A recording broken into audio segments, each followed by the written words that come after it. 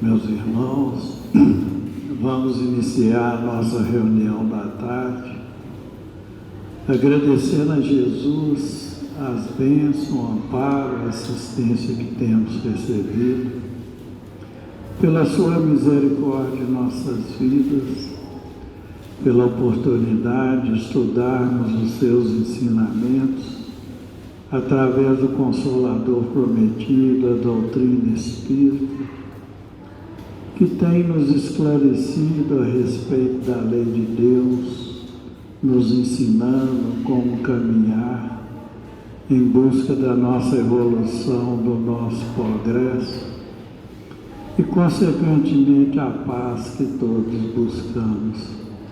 Pedimos aos nossos benfeitores espirituais que nos amparem, nos assistam, aumentem a nossa visão espiritual, para que possamos extrair das lições da tarde aquilo que mais necessitamos. Ave Maria, cheia de graça, o Senhor é convosco. Bendita sois vós entre os anjos, bendito é o fruto do vosso ventre, nasceu Jesus. Santa Maria, Mãe de Jesus, rogai a Deus por nós, pobres pecadores, encarnados e desencarnados, hoje, agora e sempre, que assim seja. E em nome de Deus, nosso Pai, de Jesus, nosso bom e amado Mestre, e de Paulo de Tarso, patrão de nossa casa, de oração, estudo e trabalho, pedimos permissão para iniciarmos os estudos evangélicos da tarde, na santa e bendita paz do Senhor, que assim seja. Meus irmãos, os estudos dessa tarde é a continuação dos estudos desse mês a respeito do capítulo 13 do Evangelho segundo o Espiritismo, que tem o título de Não saiba a vossa mão esquerda o que dá a vossa mão direita. E os estudos da tarde se referem ao subtítulo O Óbolo da Viúva. São dos registros de São Marcos e São Lucas, em que nos contam que, estando Jesus sentado defronte ao gasofilácio, ao observar de que modo o povo lançava ali o dinheiro, viu que muitas pessoas ricas a deitavam em abundância. Nisso, veio também uma pobre viúva que apenas deitou duas pequenas moedas do valor de 10 centavos cada uma. Chamando então seus discípulos, disse-lhes: em verdade vos digo que essa pobre viúva deu muito mais do que todos os que antes puseram suas dádivas no gasofilácio, pois que todos os outros deram do que lhes abunda, ao passo que ela deu do que lhe faz falta. Deu mesmo tudo o que tinha para o seu sustento. São dos registros de São Marcos, capítulo 12, versos 41 a 44, e São Lucas, capítulo 21, versos 1 a 4. Essa tarde nós contamos com a colaboração das nossas irmãs, Dona Luzia e Laura. Passamos a palavra a Laura.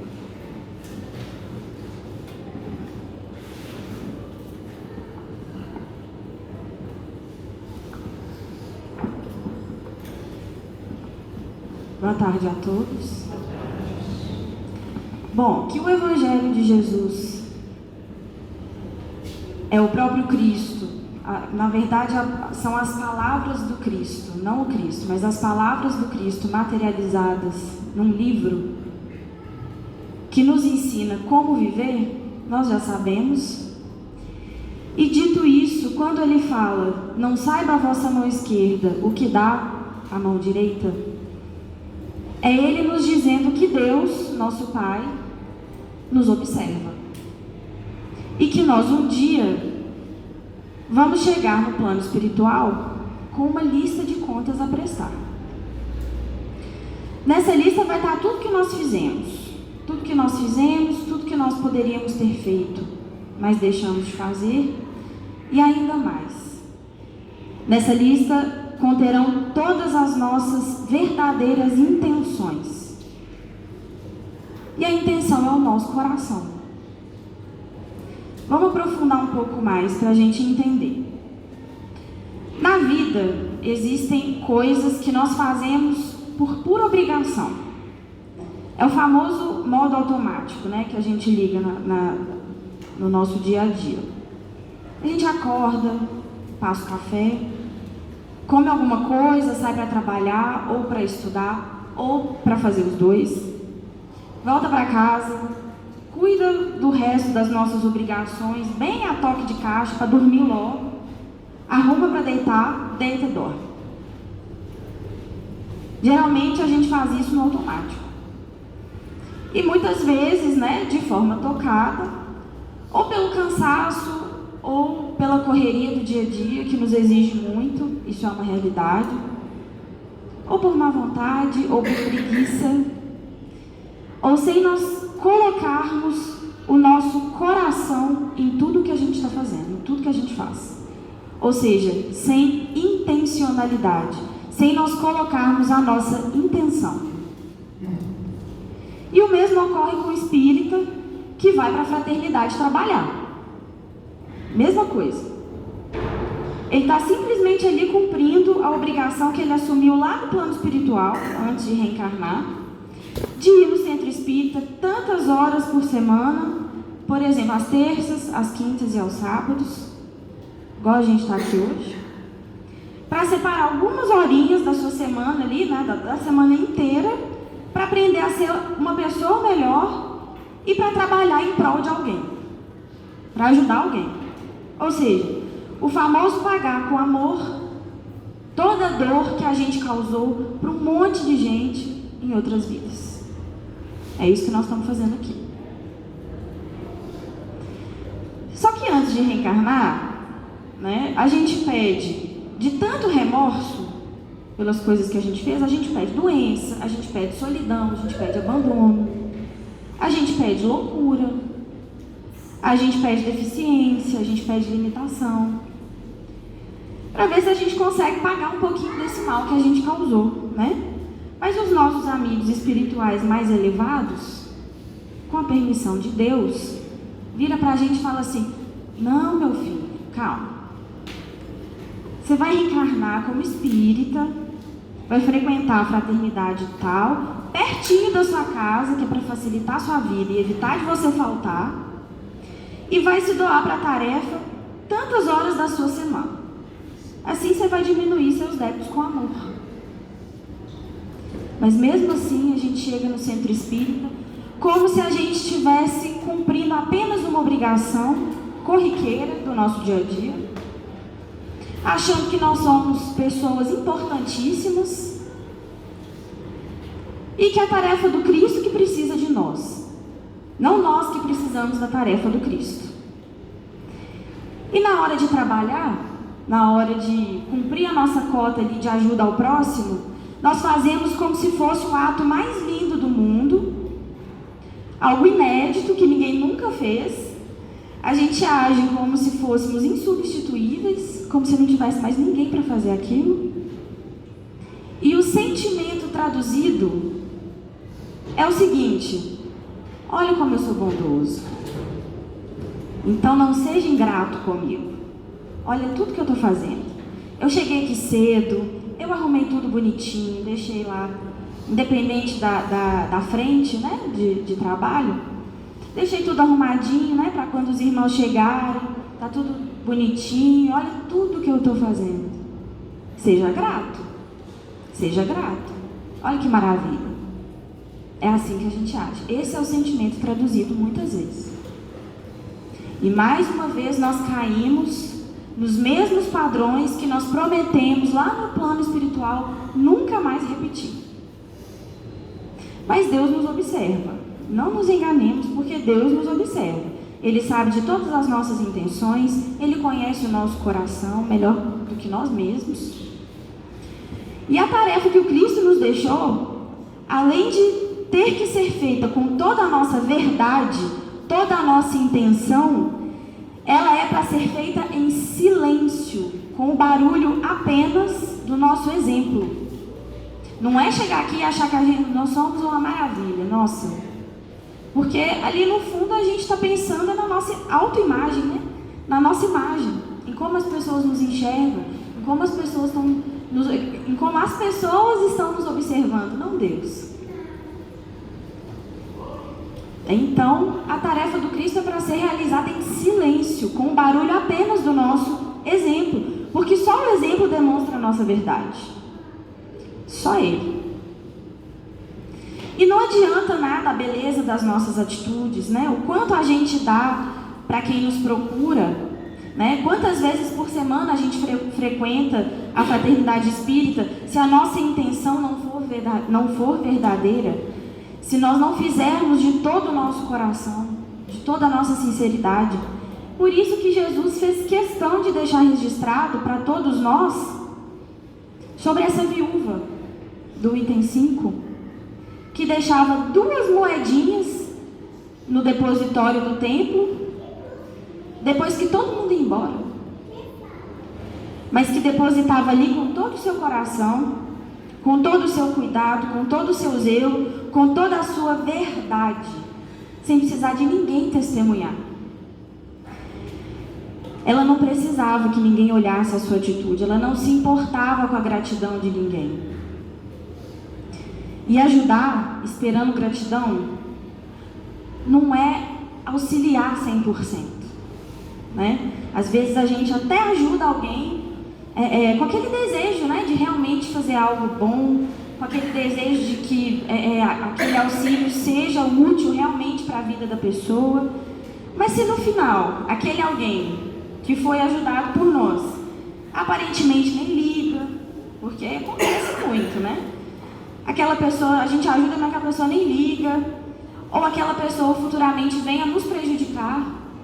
A primeira coisa que a gente pensa, que a gente fala é: nossa senhora, ajudei tanto fulano, olha o que ele está fazendo comigo agora.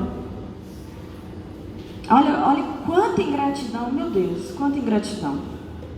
Gente, isso é resquício de vaidade, isso é resquício de orgulho.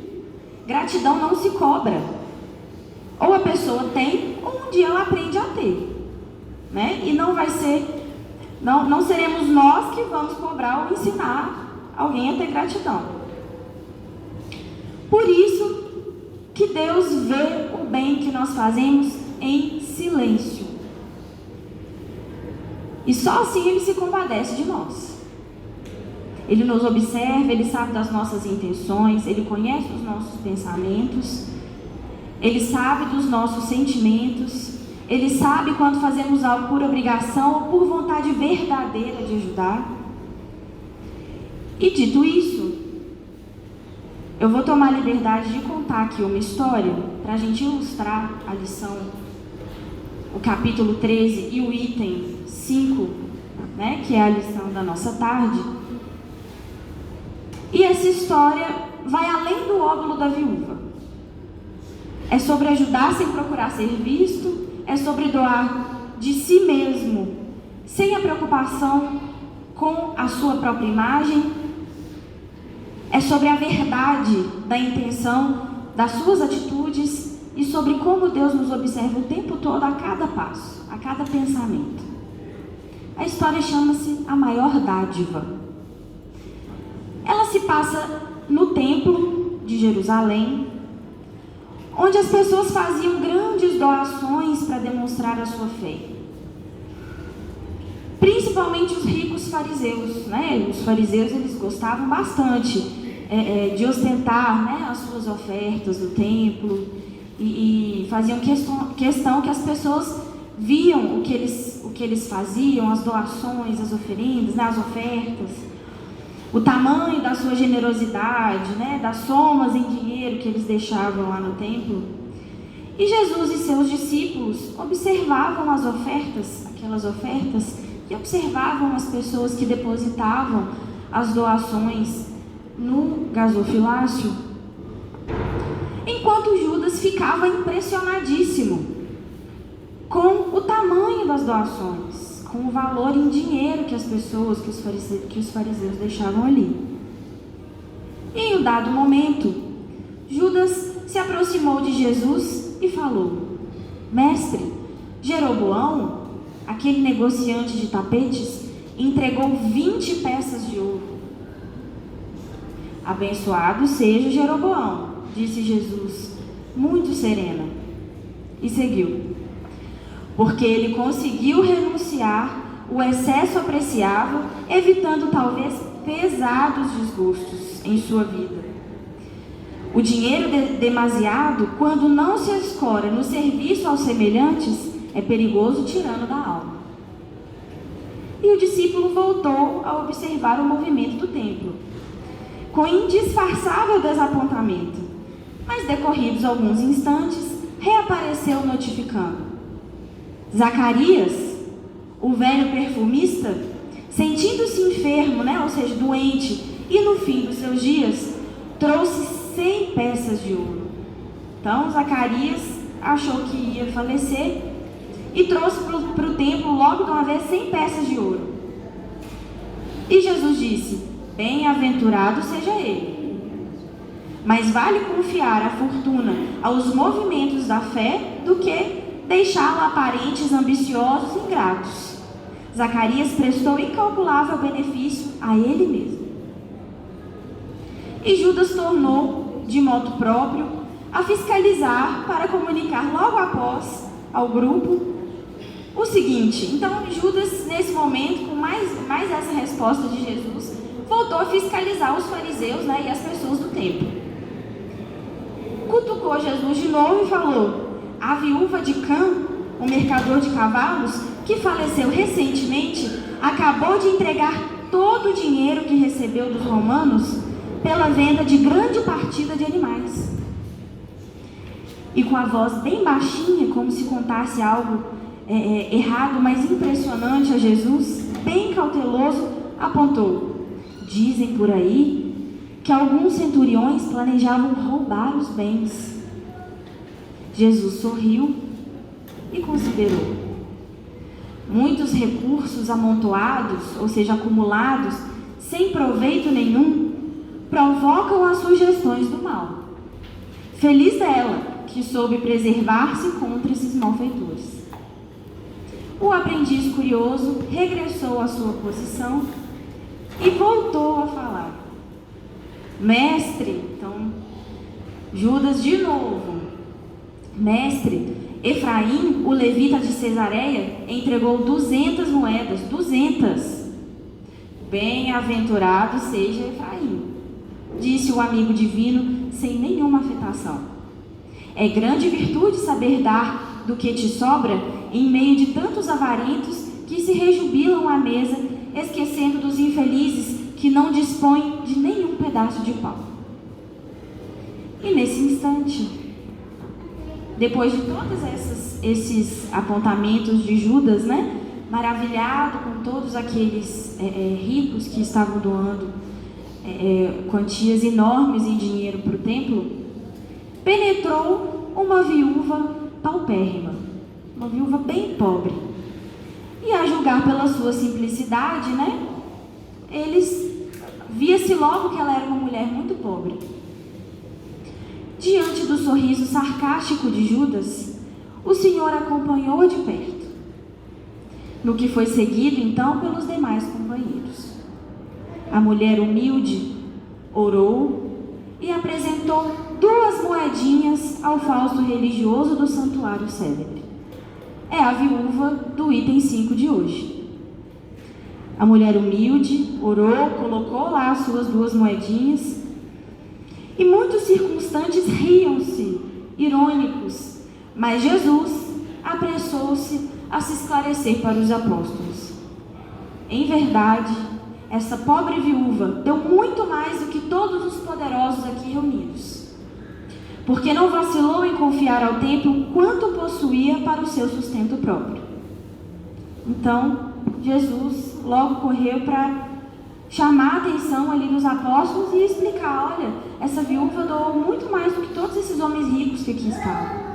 Essas 2 moedinhas que ela colocou lá no depositório do templo eram importantes para o seu próprio sustento. E mesmo assim, ela fez questão de doar. A observação caridosa e bela congelou a crítica reinante. Então, meus amigos, pouco a pouco o templo foi se esvaziando. Israelitas nobres e outros sem nome abandonaram rumorosamente o domicílio da fé. Ou seja, aos poucos, todo mundo foi indo embora. Jesus e os apóstolos, no entanto, ficaram ali até todos irem. Quando se dispunham a deixar a enorme sala vazia, eis então que uma escrava, de rosto envelhecido e com muita dificuldade de andar pela sua idade, surgiu no local para começar então a fazer a limpeza do templo. Movimenta-se em minutos rápidos. Aqui recolhe aquelas flores que ficaram esmagadas no chão.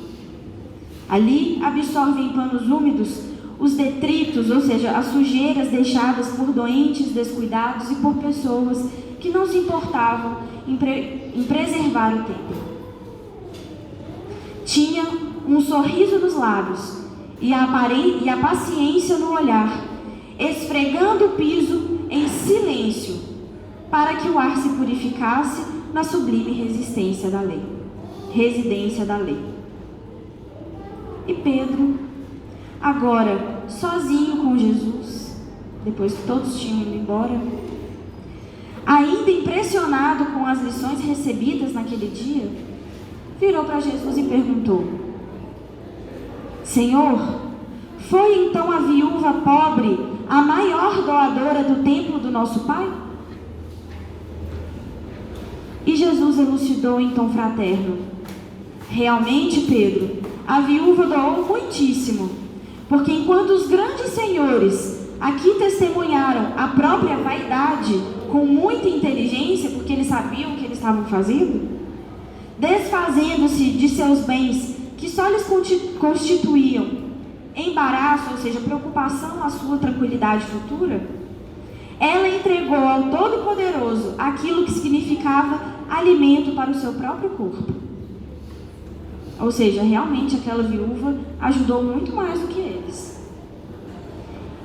E em seguida, a leve pausa, apontou com o indicador a escrava que chegou por último, depois que todos foram embora, e que se incumbia da limpeza sacrificial do templo.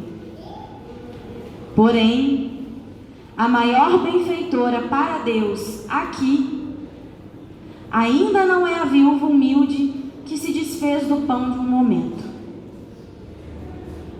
A maior benfeitora para Deus é aquela mulher dobrada em trabalho, frágil, macilenta, pobre, que está fornecendo a grandeza do templo do seu próprio suor. Então a maior benfeitora foi ela. Então vamos, e aqui eu termino a lição, a história de hoje, para ilustrar a nossa lição. E vamos olhar com a preciosidade, dessa história e a força do silêncio, do exemplo que nós falamos há minutos atrás. A força do nosso exemplo, que é silencioso. Uma escrava que limpava o templo e deixava ali a força do seu próprio trabalho, o seu suor, em dedicação silenciosa, era ainda mais valiosa aos olhos de Deus. E foi isso que Jesus quis dizer. E o objetivo, meus amigos, é exatamente esse. O verdadeiro valor não está no quanto nós damos, em como nós estamos dando, ou então em como estamos sendo vistos, mas sim no nosso sacrifício, na nossa intenção, no nosso coração. Qual a intenção que nós estamos colocando ali? Não adianta ajudar por obrigação, não adianta vir na fraternidade espírita por obrigação, né? E aqui Jesus deixou claro que Deus nos observa o tempo todo. Então vamos cuidar dos nossos pensamentos, vamos ser honestos na nossa tarefa, verdadeiros na nossa tarefa e interiorizar de verdade esses ensinamentos que o Cristo nos deixou. Eu agradeço pela paciência e passo a palavra à Dona Luzia.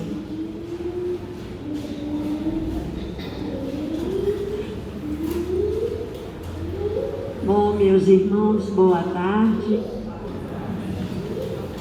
É com grande alegria, né, que nós estamos aqui para mais um estudo da tarde de sábado. Todos nós aqui somos aprendizes, estamos aprendendo os ensinamentos de Jesus, que são ensinamentos eternos, né?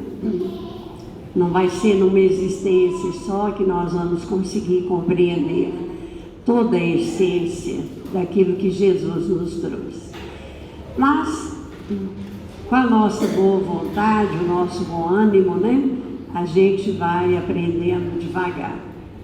Hoje nós estamos estudando o capítulo 13, como o Evandro leu. Não saiba a vossa mão esquerda que dê a vossa mão direita. Está no Evangelho segundo o Espiritismo. Bom, nós sabemos que aqui nesse capítulo, Kardec está falando conosco sobre a caridade, que é essa virtude máxima, né? É esse instrumento que usamos para movimentar o amor que existe em nossos corações. Quando nós queremos ofertar o nosso amor, nós usamos a caridade. E para Jesus, a caridade, ela se compõe de 3 virtudes maravilhosas. São várias, mas as mais excelentes são benevolência para com todos, indulgência para com os erros alheios e perdão das ofensas. Essas 3 virtudes, por excelência, compõem a caridade. E hoje, no item 5 desse capítulo, estamos estudando, e eu gostaria de ler novamente, para que a gente tenha uma maior apreensão da lição.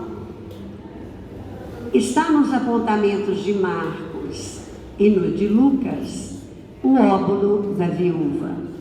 Óbolo é um pequeno donativo, né?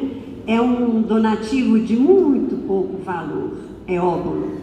É uma moeda bem pequenininha, é um pedacinho, é uma fração, é uma migalhinha, né?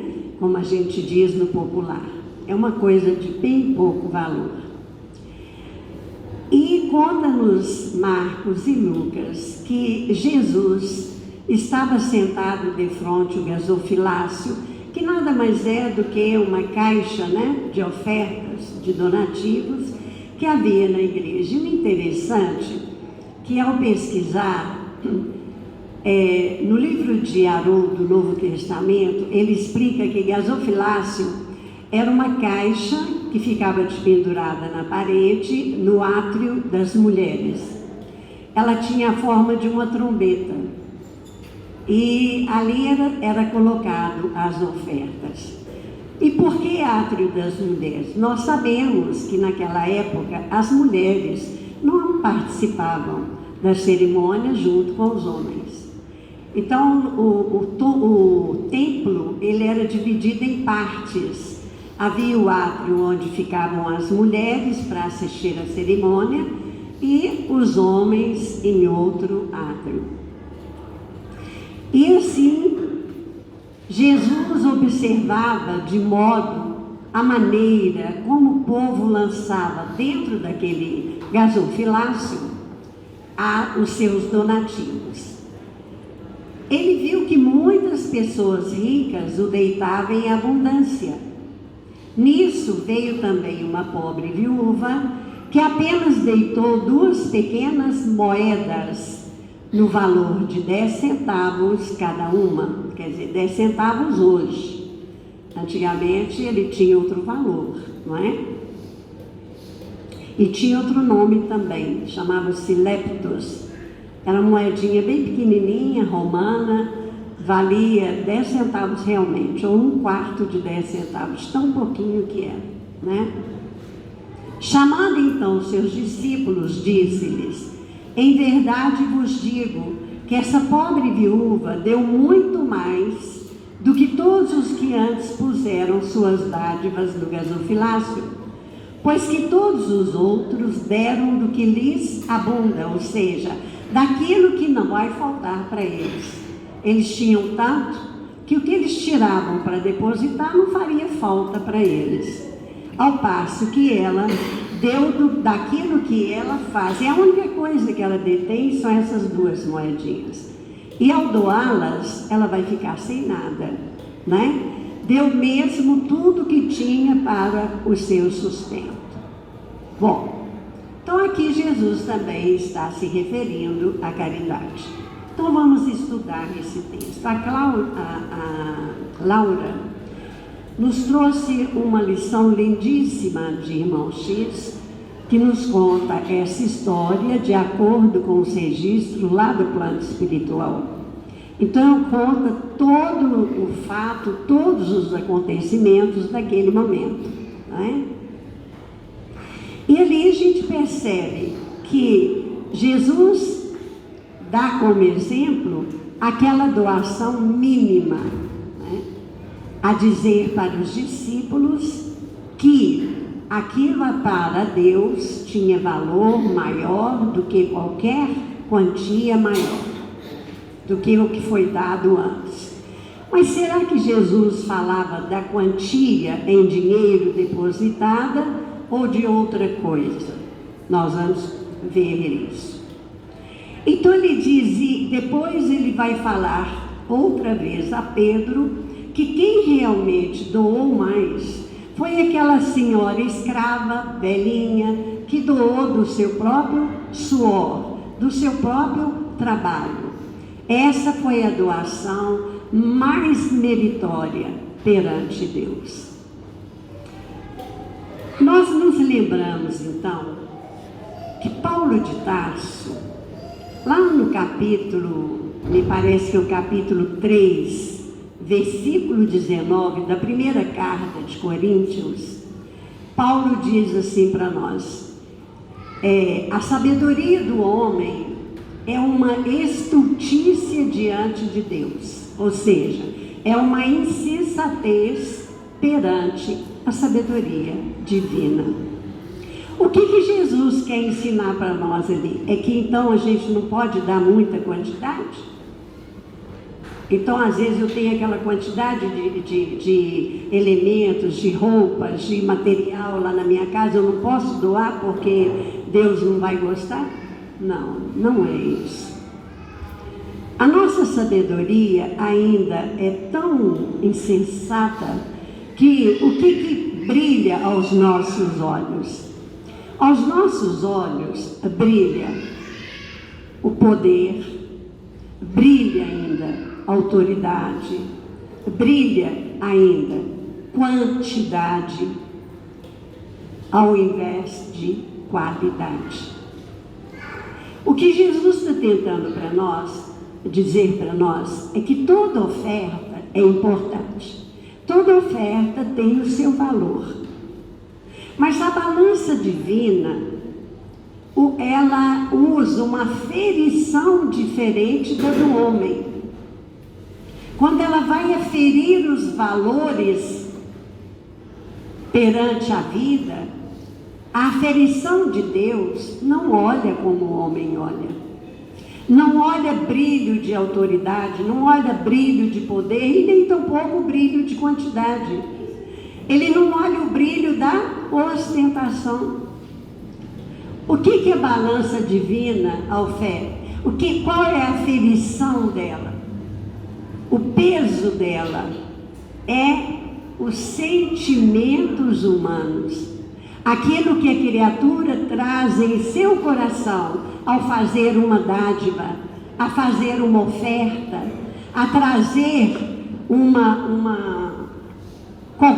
qualquer coisa que você vai doar, seja em termos materiais, seja em termos morais, né? Você precisa ter sentimentos para fazer essa doação. Agora, qual é o sentimento que você está usando? Qual é a intenção que a Laura nos ensinou muito bem? Explicou muito bem para nós aqui sobre a intenção. Com que intenção eu estou dando aquelas moedas? Com que intenção eu estou dando uma quantia maior de moeda?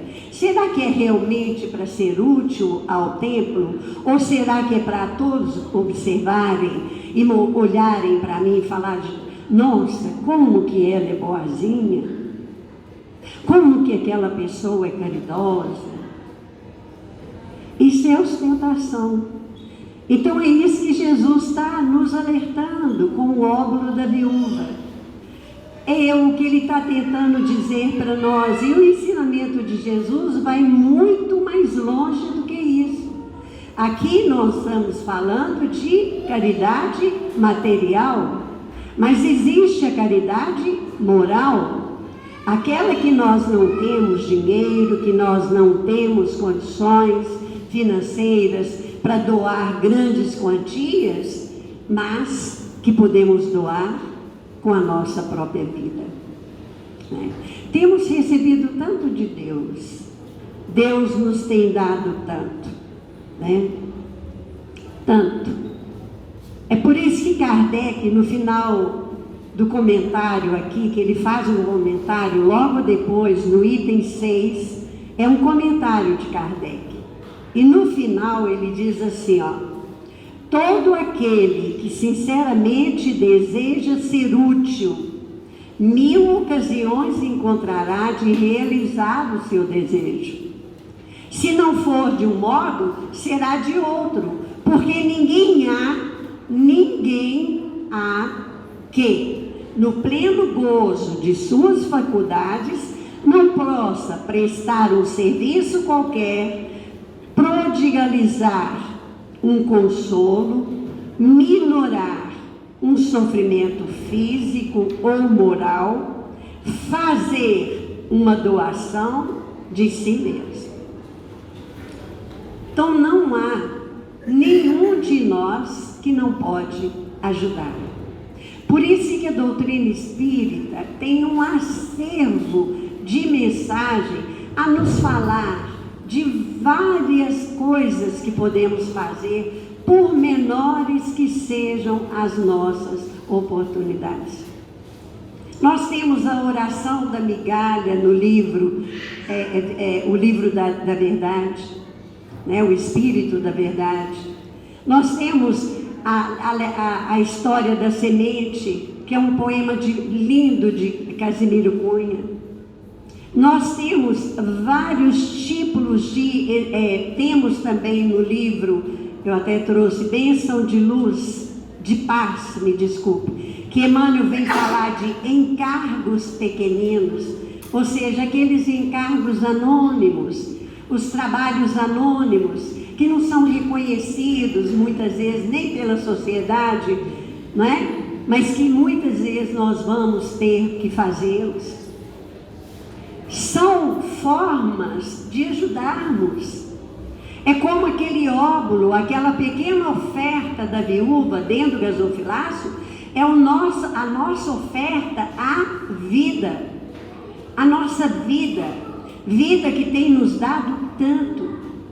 Porque ao ofertar a vida, nós estamos ofertando para Deus. É Ele que vai medir, é Ele que vai aferir, pesar as nossas ações, os nossos atos. Muitas vezes nós falamos assim, eu não vou fazer parte, como a Laura nos disse aqui, das tarefas, né, de uma casa espírita.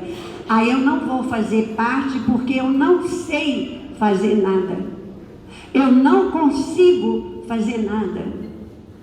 Eu não posso ajudar. Mas deveria pôr também, eu não quero. Porque a gente aprende. Fazer, a gente aprende. Eu tinha uma senhora velhinha na minha casa, que era a minha vozinha. Essa senhora, essa mulher, ela era de uma sabedoria, não lia muito não tinha muita leitura.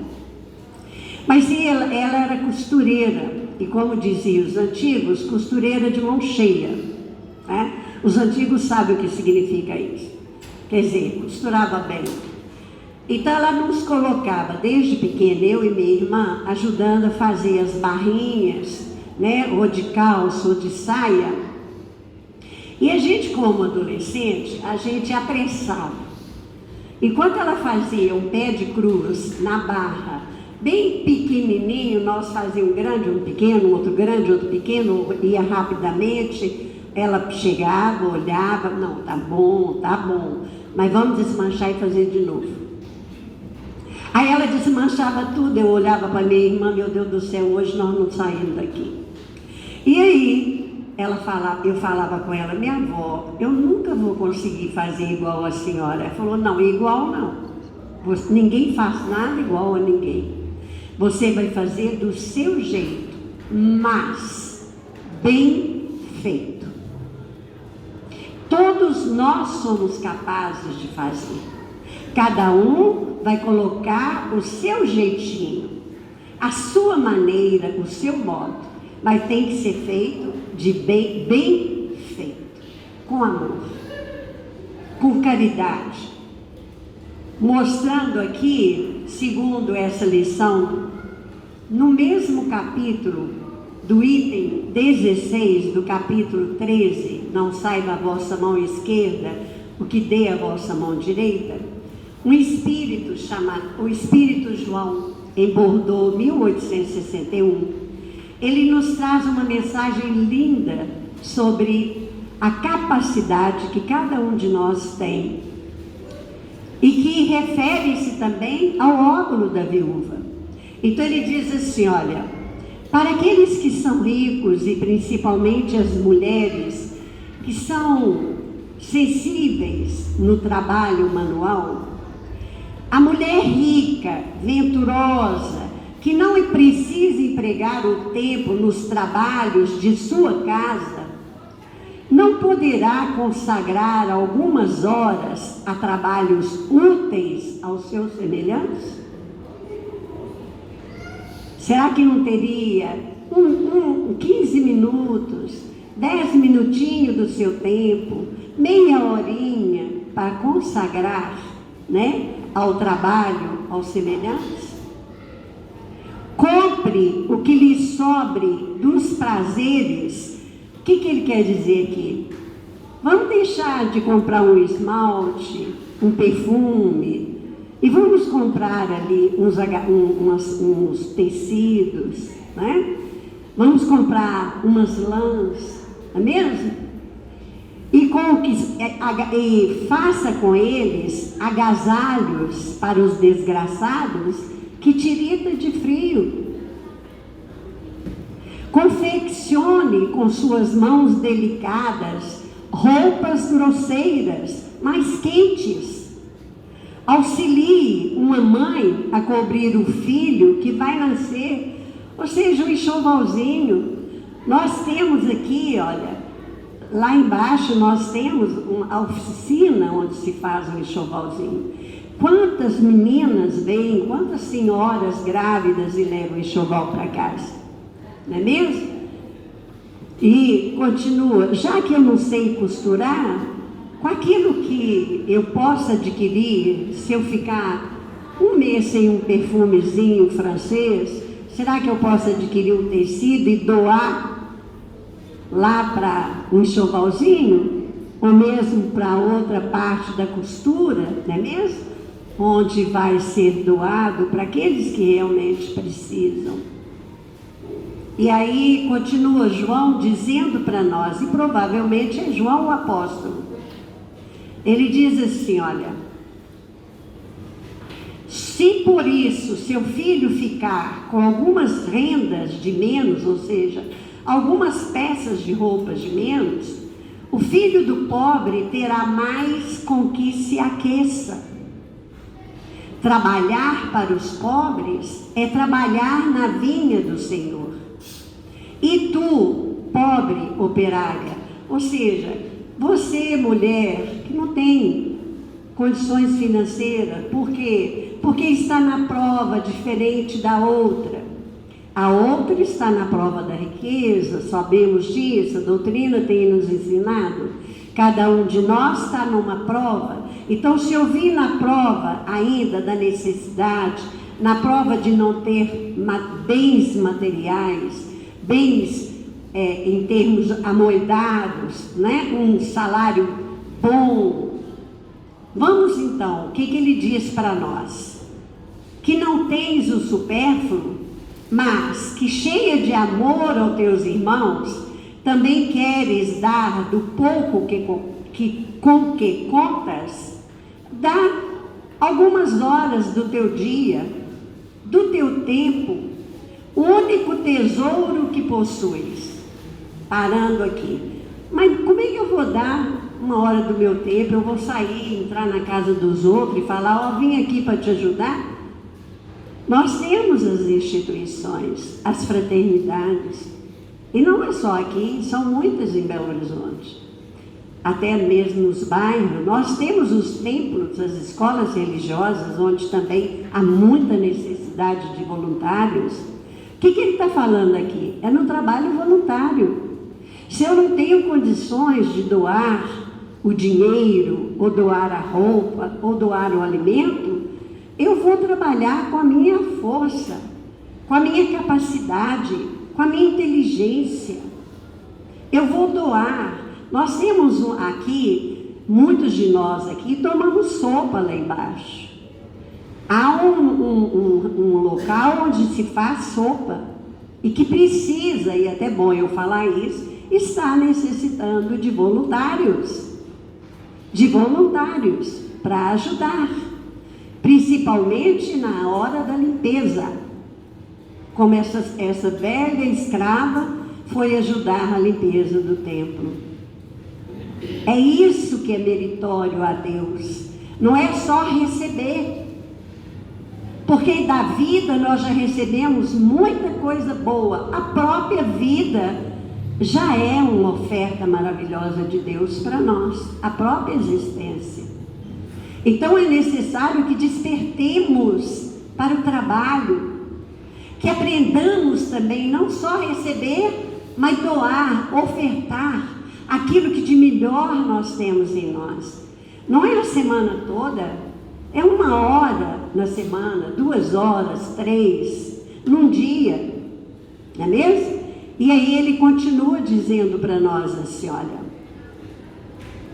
dado o teu tempo, o único tesouro que possuis, faze alguns desses trabalhos manuais que tentam os felizes, vende o produto dos teus serões, do seu trabalho, e poderás igualmente oferecer aos teus irmãos a tua parte de auxílio. Bom, se eu não tenho tempo, eu não posso trabalhar como voluntário, vamos então fazer trabalhos manuais em casa, né?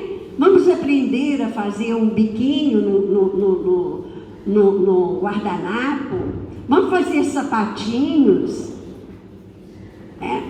Ou seja, enquanto a gente está parado, sentado na frente da televisão ou do celular, vamos pegar na televisão, dá, no celular não, mas na televisão dá para a gente assistir a televisão e tecer, né, ou bordar. Para quê? Para que a gente possa pegar aquilo, vender e o dinheiro a gente doar para aquele vizinho que tem menos do que nós, para aquelas criaturas que têm menos do que nós, e até mesmo para nosso gasto, não é mesmo?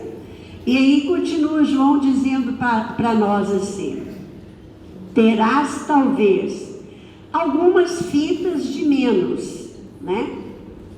Quer dizer, terá algum tempo que você não vai empregar na preguiça, no tédio, porque, como diziam os antigos, mente vazia não é oficina boa, né? Ali cirandeia coisas que não devia estar cirandando, dançando, não é mesmo?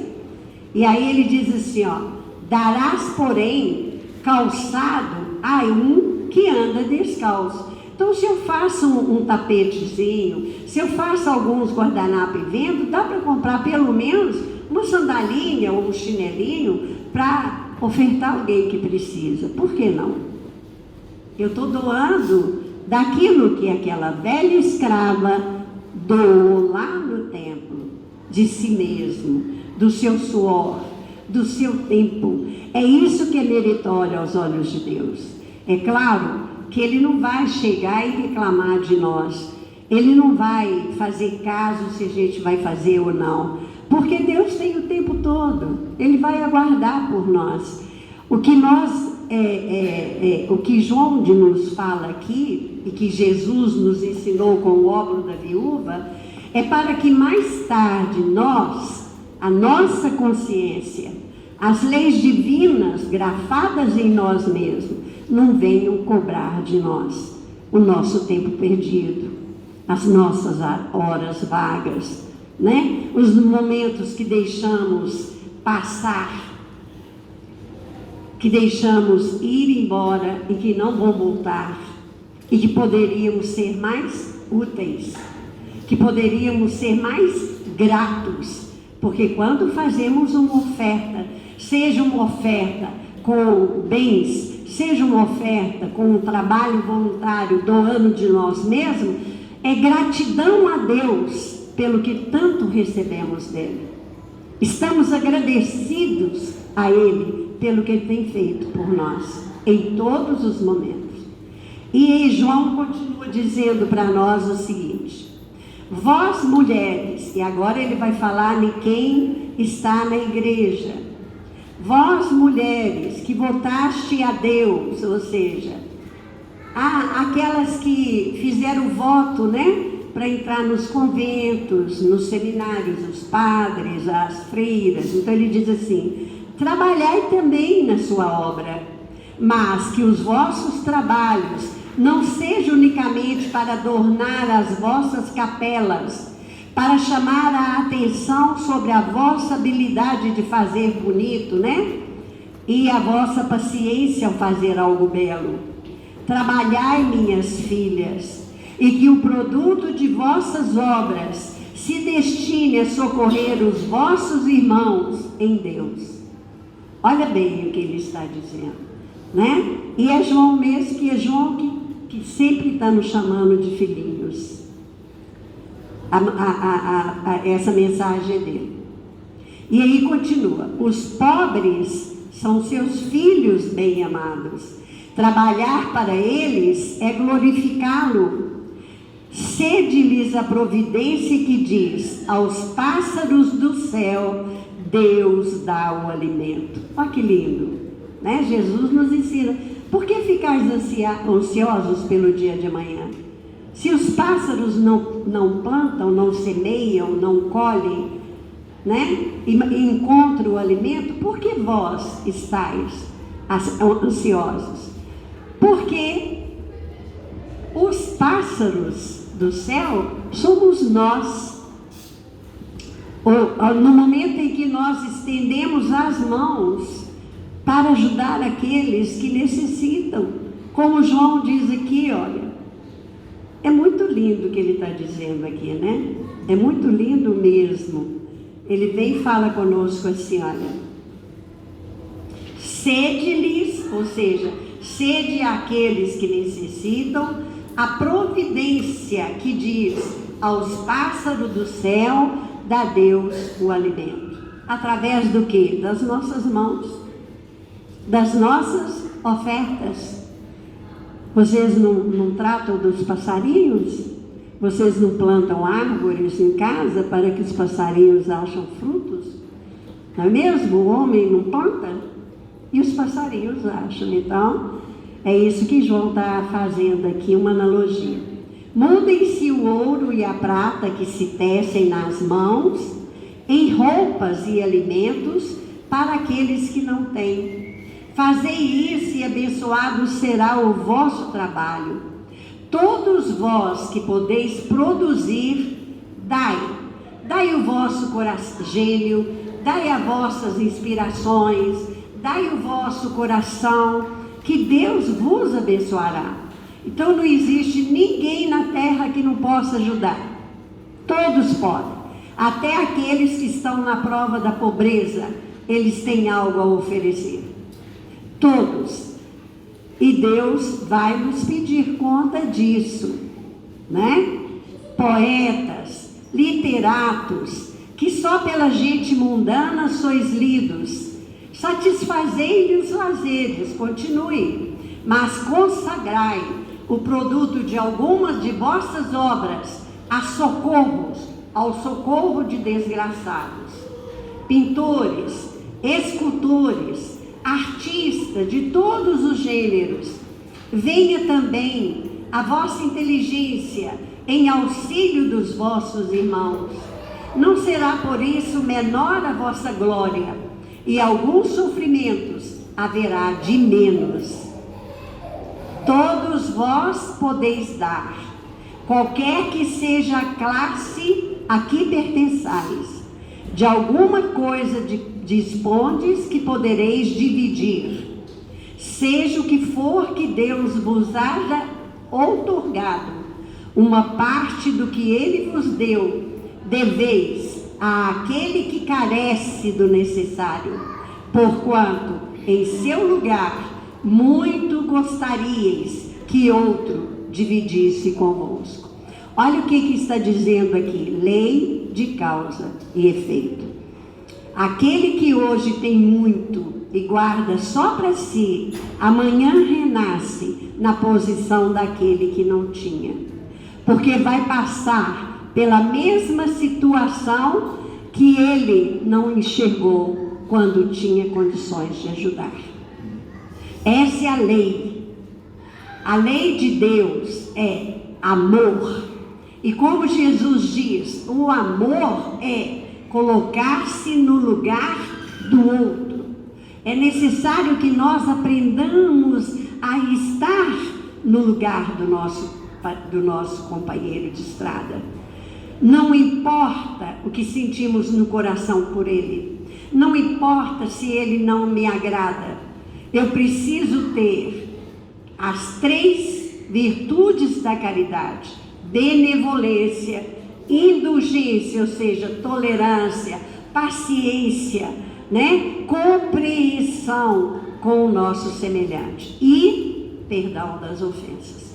E para terminar, diz o nosso irmão João: os vossos tesouros da terra serão um pouco menores, contudo, os vossos tesouros do céu ficarão acrescidos.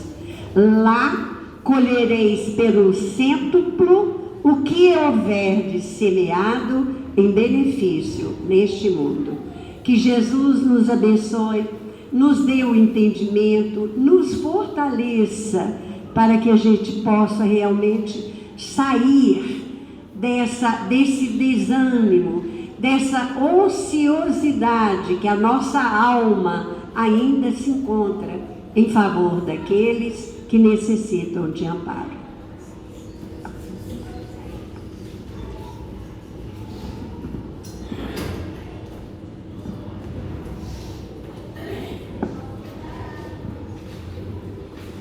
Meus irmãos, terminados os comentários da tarde, vamos agradecer a Deus, a Jesus, os ensinamentos, as lições que aqui foram formuladas. Pedimos à nossa irmã Viviane que nos faça a prece.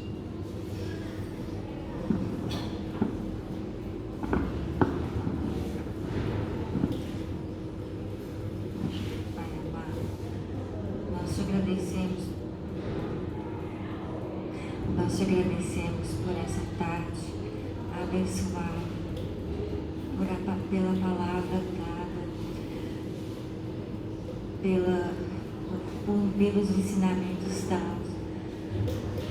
pelo ensinamento da caridade, Senhor, que é muito importante para todos nós. Nós te agradecemos por essa tarde tão abençoada.